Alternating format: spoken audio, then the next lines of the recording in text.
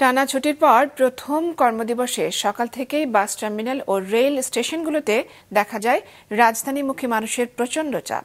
Kamalapur rail স্টেশনে সকালে আসা সবকটি ট্রেনেই ছিল বাড়ি ফেরা মানুষের উপচে পড়া ভিড়। যাত্রীদের অভিযোগ, প্রতিটি বগিতে টিকিটের বাইরের যাত্রী ছিল বেশি। এইসব যাত্রীরা 10 থেকে 12 ঘন্টা দাঁড়িয়ে যাত্রা করায় বাড়তি মানুষের চাপে ভোগান্তি ছিল চরমে। ট্রেনের ছাদেও যাত্রী পরিবহনের অভিযোগ করেন অনেকেই। অন্যদিকে প্ল্যাটফর্ম থেকে বের হয়ে যাত্রীদের পড়তে হয় বাসায় ফেরার যানবাহন সংকটে। অটোরিকশায় 2-3 গুণ বেশি ভাড়ার কথা জানালেন বাড়ি ফেরত যাত্রীরা।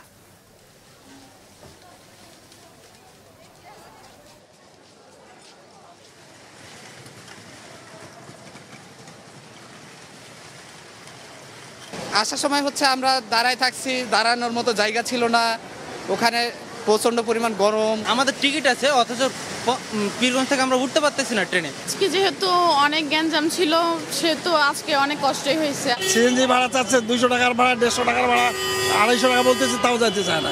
এখানে আরেক ঝামেলা, এখানে 200 টাকার ভাড়া যাচ্ছে 600 টাকা, 500 টাকা, এই অবস্থা।